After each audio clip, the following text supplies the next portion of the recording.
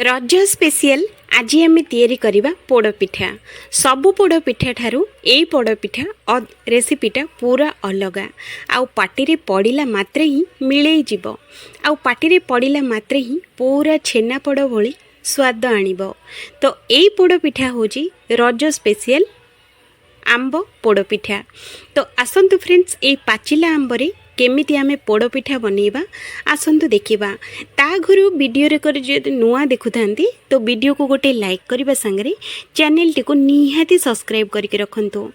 आमर video upload हेला मात्रे सबुठारु प्रथमे आपण देखिया पई। तो डेरी न करिकी आसंतु फ्रेंड्स देखि नबा ए आंब पोड़पिठाटा केमिति तयारी हेची। तो आसंतु देखि नबा। सबुठारु प्रथमे गोटे ग्राइंडर जार रे एठी आमे दबा 1 इंची अदा काटिके एठी आमे दबा 1 चामच गोलमरिच आउ 3टी गुजराती भल बास्ना आउ टेस्ट पई ए दुईटी जिंस दे दबा। तापरे मापिकी एठी आमे आधा कप एठी मु दोची खजरा। सब जिंस मापिकी नेबे आउ आको सेमिति ही दरदरा करके गुंड करी नबा। तो देखंतु फ्रेंड्स एई भली कर सरला परे आउ गोटे बड़ बाउल रे एई खजरा बटाटा आमे बाहर करी नबा। तो एपटे देखंतु फ्रेंड्स एठी मु गोटे राति पई गोटे कप अरुआ चावल को भिजई रखिजी। एठी देखंतु एई कप रे मु गोटे कप अरुआ चावल को मु भिजई रखितली। निहाती गोटे राति चावलटा निहाती भिजिबा दरकार। पिठाटा आमर बहुत ही कौलिया आ नरम तैयारी हबो। तो बढ़िया से धोई सारला परे ए चावल सबुतक सेई ग्राइंडर जार रे एठी आमे दबा। तो एठी आमे एकाथरे सबुतक चावल दे दबा। आउ एठी देखंतु फ्रेंड्स मु नेची आधा कप क्षीर देकी याको पूरा चिक्कण करके बाटी आनिबा। एठी देखंतु फ्रेंड्स आणटा एकदम चिक्कण करके बाटिबे। कोठी भी बिल्कुल भी खदड़िया रखिबेनी। तो एठी देखंतु एकदम प्लेन अछि। तो ये चावल बटाटा ए खजरा धेरे आमे मिसई नबा। आउ सेई जार नै कि गोटे पाचिला आंब को पीसेस करके काटी सारला परे चोपा छड़े की काटिबे। तापरे याको भी आमे ग्राइंडिंग करि नबा। तो देखंतु फ्रेंड्स एई भली सेई चावल बटा धेरे ए आंब बटाटा आमे मिसई नबा। सबु जाक जिनस मिसई सारला परे एठी आमे भल से आमे गोळेई नबा। एठी फ्रेंड्स आपण माने ध्यान रखिबे 2-3 मिनिट पर्यंत बढ़िया से गोळेइबे। एठी बैटर रे टिके नाको बहलिया अछि। एठी आपण माने देखंतु सबु जिनस बढ़िया से मिसई सारला परे मो आगुरु ग्राइंडर जार रे अल्प अल्प लागिथिला। तो से सबुतक अल्प टिके नाको क्षीर देकी माने 2-3 चामच क्षीर देकी ए जार रो सबुतक पानी एठी मु दे देइची। क्षीर सबुतक एठी दे सरला परे भल से आको गोळेई नबा। एठी आपण माने देखंतु फ्रेंड्स बैटरटा एई भली रखिबे। याठो बेसी पतला किबा याठो बेसी मोटा बिल्कुल करिवेनी। पैन बसैकी ता धीरे आमे मिठा पाई एठी आमे चीनी दबा। चीनी देइची मु आधा कप। आपण माने कम अधिक मिठा खाउतले सेई अनुसार आपण माने चीनी देई परिबे। सेई कप रे आमे मापिकी एठी आमे दबा 1 कप क्षीर। आउ पिठाटा हळदिया देखा जिबा पई एठी आमे अल्प टिके नाको हळदी गुंड आउ मिठा जिंस जेहेतु एठी आमे अल्प टिके नाको लूण देकी ए क्षीरटा को भल से आमे गोळेई नबा। आउ गैस रो फ्लेमटा को एकदम हाई रखिबा।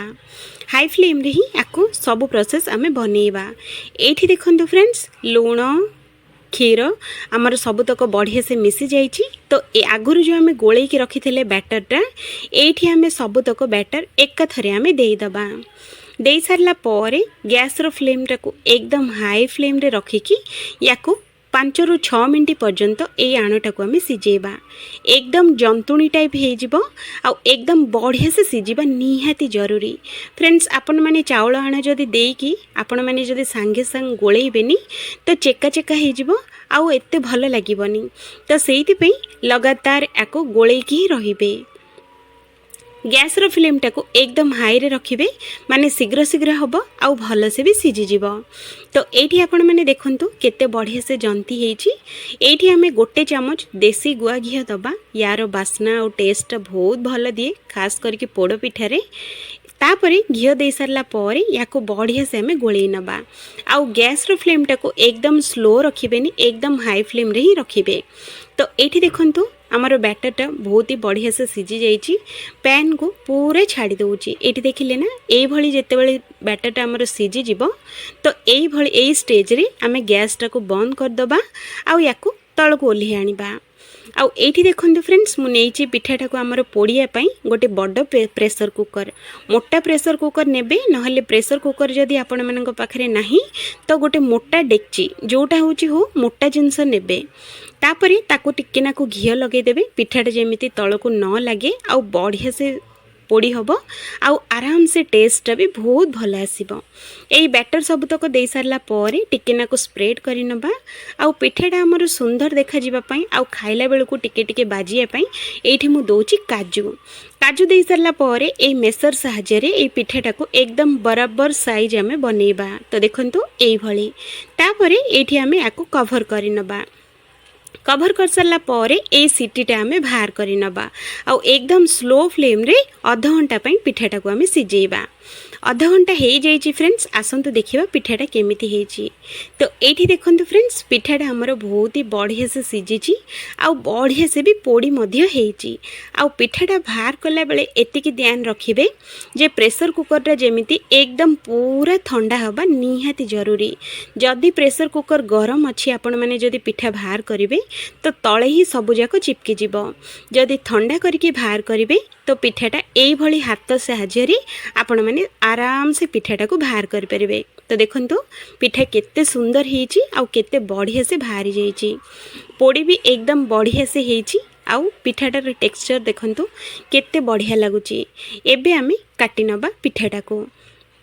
फ्रेंड्स एई रजरे आपण माने बनांतु बहुत ही बढ़िया लगे ए पिठाटा खाइया पई। खास करके पोड़ पिठाटारू मते एई पोड़ पिठाटा बहुत ही बढ़िया लगी था। तो ये देखंतु एकदम छेना परी नरम रहिबो आउ पाटी रे पड़िला मात्रे ही पूरा मिलई जीवो। तो ये देखंतु पिठाटा केते बढ़िया से सिझिची आउ केते बढ़िया से तैयारी हेची। भल लगिले निहाती बनांतु। Thank you.